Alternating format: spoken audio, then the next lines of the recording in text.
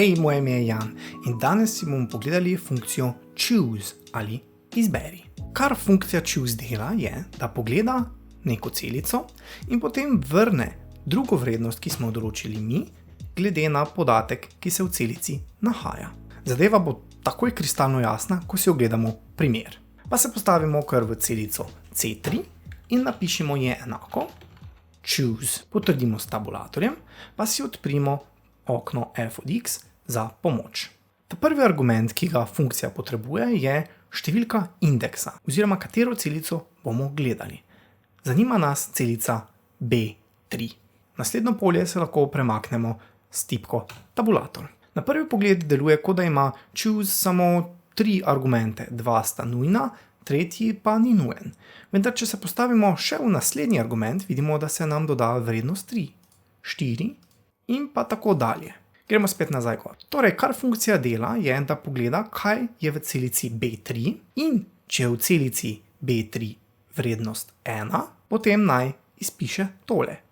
Če je v celici B3 številka 2, vrednost 2, se bo naredilo tole. Dajmo v vrednost 1 napisati z besedo 1. Ponavadi bi morali v tele argumente besedilne vrednosti pisati v narekovaje zgoraj, ker je to, kot smo rekli v enem izmed prejšnjih videov, podatkovni tip string. Vendar, ko se postavimo v naslednji argument, vidimo, da nam funkcija narekovaje zgoraj, kar sama po sebi da.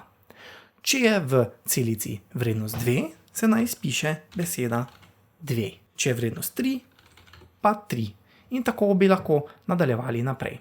Pa dajmo v redu in pa s samozapolnjevanjem potegnemo dol funkcijo. Tudi če zdaj spremenim tukaj enko na dvojko, vidimo, da se bo iz seznama pobrala določena vrednost, ki smo jo mi določili.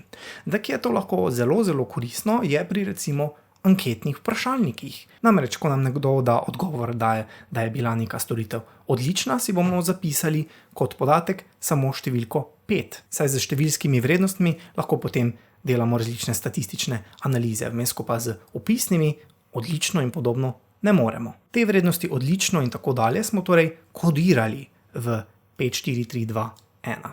Pa dajmo se postaviti v celico C11 in napišimo spet choose, pa dajmo brez f od x.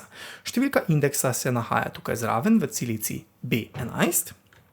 Podpičje. Lahko bi, tako kot smo prej pisali z narekovaji zgoraj, konkretne vrednosti, vendar je vedno bolje, da absolutnih vrednosti ne pišemo, ampak se sklicujemo na vrednosti nekje na delovnem listu. Tako da, če potem to vrednost spremenimo iz nezadostno na slabo, se bo to kazalo v teh naših tabelah. Kliknimo torej na celico G14 in pa ker bomo funkcijo kopirali navzdol, bomo vsak sklic fiksirali z f od x.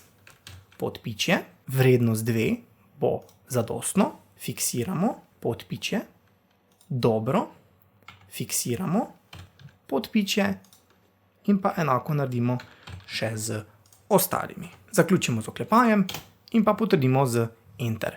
Vidimo, da se nam čisto vse vrednosti super prenesejo in zdaj, če spremenimo recimo odlično na super, bi se morale te vrednosti prilagoditi.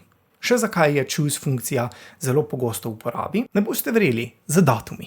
Iz tega datuma zelo težko izluščimo, kateri dan v tednu je. Torej, ali je ponedeljek, torek, sreda ali četrtek.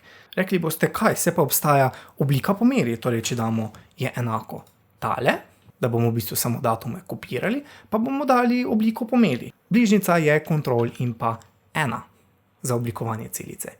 Gremo po meri in pa namesto general bomo pisali d. Vidimo, da dobimo dan, v čem je problem? V redu. Gre se za to, da je tukaj v bistvu zadaj še vedno datum in pa ne ponedeljek. Torej, če jaz zdaj želim izračunati sam f glede na tele celice, ne bom dobil pravilnega rezultata. Zato, ker ponedeljka tukaj v bistvu ni, ampak je samo datum. Tako da, če bi recimo želeli analizirati, kateri dan v tednu največ prodamo, je takšen način useless. Kako pa iz datuma izluščimo številko dneva, torej kateri dan v tednu je? To smo delali že v prejšnjem videu in sicer kot datumska funkcija. To bo funkcija weekday, seveda. Weekday, serijska številka se nahaja tukaj, izberemo pa še vrsto rezultata in sicer naš teden se začne v ponedeljek. Če bi izbrali kar tole default vrednost bi torej pomenilo, da je številka 1 nedelja, kar pa ni to, kar želimo.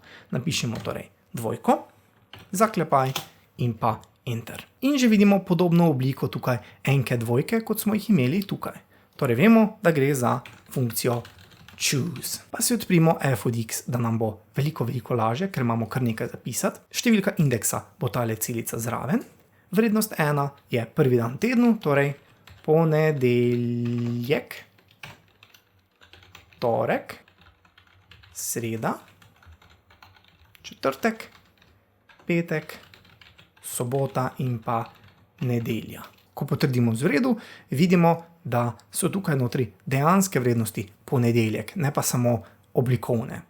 In ko zdaj poskusimo z SUMIF povzemati podatke, vidimo, da rezultate dobimo. Tako da vidite, da je funkcija choose izjemno raznovrstna in koristna. Če vam je bil video všeč, mu dajte prosim thumbs up, ne pozabite pa se naročiti tudi na kanal in pa spremljati mojo Facebook stran Office tečaji.